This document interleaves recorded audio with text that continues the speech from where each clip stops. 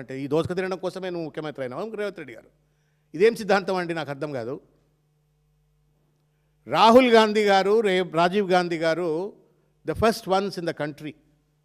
ఎప్పుడో long back Rajiv Gandhi గారు అన్నారు, డైరెక్ట్ బెనిఫిట్ ట్రాన్స్ఫర్ ఉండాలా, మనం కేంద్ర ప్రభుత్వం నుండి ₹1 ఇస్తే అది కిందికి లబ్ధిదారుడి వరకు పోయేటప్పటికి 15 పైసలే పోతూ ఉన్నది, మధ్యలో అంతా వస్తూ ఉన్నారు, కాబట్టి ప్రభుత్వమే డైరెక్ట్గా పౌరుల యొక్క అకౌంట్లో డబ్బు వేయాలా అని చెప్పని రాహుల్ గాంధీ గారు, రాజీవ్ గాంధీ గారు అన్నారు. అదే సూత్రాన్ని రాహుల్ గాంధీ గారు 2019లో న్యాయపత్రం అని చెప్పని ఆయన న్యాయ యోజన అని చెప్పని పట్టుకొచ్చేసి డైరెక్ట్గా ప్రభుత్వమే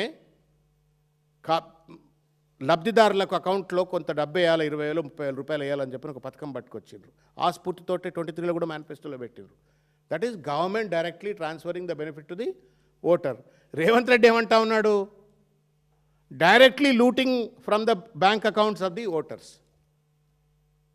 రాజీవ్ గాంధీ ఏమో ప్రభుత్వ సొమ్ము ప్రజలకు ఇవ్వాలంటున్నాడు, రేవంత్ రెడ్డి ఏమో ప్రజల సొమ్మును డైరెక్ట్గా ప్రభుత్వం దొబ్బేయాలని చెప్పని అంటా ఉండి, ఇది ఎక్కడ కథ ఇది కాంగ్రెస్ సిద్ధాంతమా లేకపోతే రేవంత్ రెడ్డి ప్రత్యేకంగా కనుక్కున్నటువంటి ఒక సిద్ధాంతమా? దయచేసి సమాధానం చెప్పాలని చెప్పి నేను కోరుతా ఉన్నాను.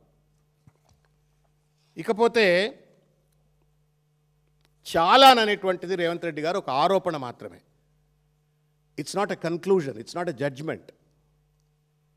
పౌరుడికి చట్టం ప్రకారంగా ఆర్టికల్ 21 ప్రకారంగా మోటార్ వెహికల్ యాక్ట్ ప్రకారంగా ఒకసారి ఒక చాలన్ వచ్చిన తర్వాత కట్టొచ్చు, కట్టడానికి నిరాకరించవచ్చు, ఆ చాలాన్ని కోర్టులో ఛాలెంజ్ చేయవచ్చు. చేసిన తర్వాత మాత్రమే ఒకవేళ కోర్టు నిర్ధారించినట్టయితే మాత్రమే చాలాన్కు సొమ్ము కట్టించుకునేటువంటి ఒక అధికారం ప్రభుత్వానికి కానీ లేకపోతే పోలీసులకు కానీ మోటార్ వెహికల్ డిపార్ట్మెంట్ కానీ ఉంటుంది.